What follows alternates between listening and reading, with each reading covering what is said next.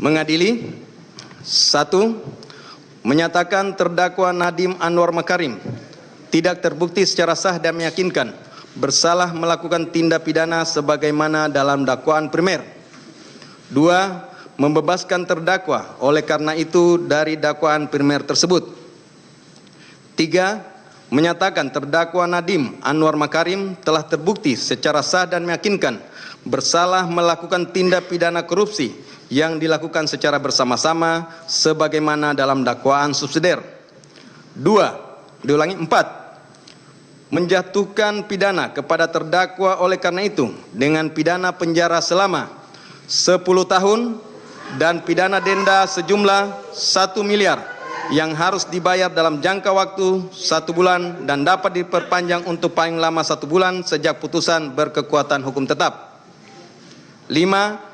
Menetapkan jika pidana denda tidak dibayar dalam jangka waktu yang telah ditentukan, kekayaan atau pendapatan terpidana dapat disita dan dilelang untuk melunasi pidana denda yang tidak dibayar, dan dalam hal hasil penyitaan dan pelelangan kekayaan atau pendapatan tidak cukup atau tidak memungkinkan untuk dilaksanakan, pidana denda yang tidak dibayar tersebut diganti dengan pidana penjara selama 190 hari.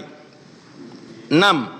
Menjatuhkan pidana tambahan kepada terdakwa berupa pembayaran uang pengganti sebesar 809.597.125.000 rupiah dengan ketentuan apabila terdakwa tidak membayar uang pengganti paling lama dalam waktu 1 bulan sesudah putusan memperoleh kekuatan hukum tetap, maka harta benda terdakwa dapat disita oleh jaksa dan dilelang untuk menutupi uang pengganti tersebut, dan dalam hal terdakwa tidak mempunyai harta benda yang mencukupi untuk membayar uang pengganti, maka diganti dengan pidana penjara selama 5 tahun.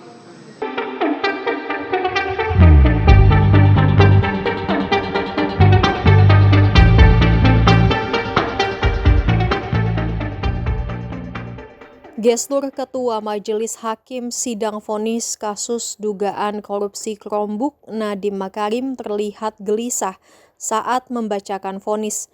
Ketua Majelis Hakim Purwanto S. Abdullah sempat menggantikan membaca vonis setelah hakim anggota terbatuk-batuk di ruang pengadilan tindak pidana korupsi Jakarta Pusat Selasa 30 Juni seperti dimuat Kompas TV. Purwanto pun kemudian langsung mengambil alih membacakan vonis Nadiem Makarim. Namun saat membacakan vonis, Purwanto terlihat sempat gelisah. Posisi duduknya terus diubah berkali-kali. Beberapa kali Purwanto juga menyentuh hidungnya saat membacakan vonis.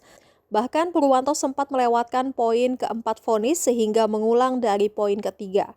Adapun putusan sidang Nadiem yakni dianggap bersalah dan terbukti secara sah dalam tindak pidana korupsi. Mantan bos Gojek itu pun dijatuhi hukuman penjara 10 tahun dan denda 1 miliar rupiah yang harus dibayar dalam waktu 1 bulan setelah putusan hukum tetap.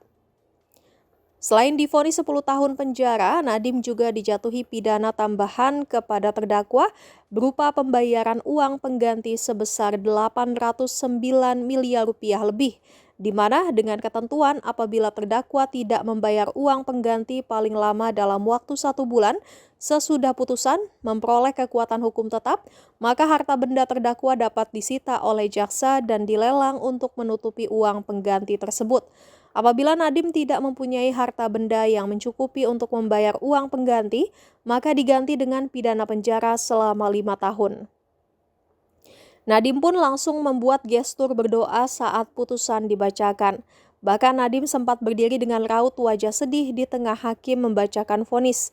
Diketahui Nadiem Makarim dalam perkaranya telah dituntut 18 tahun penjara, denda 1 miliar rupiah, subsidi 190 hari kurungan penjara, uang pengganti 809 miliar, dan 4,8 triliun rupiah, subsidi 9 tahun penjara.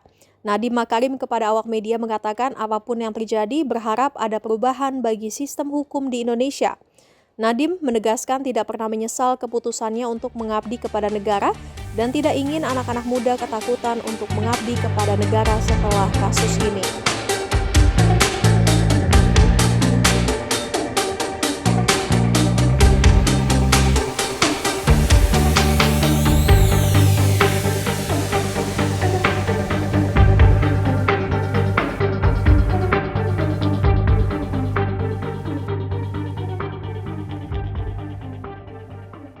Jangan lupa subscribe ya.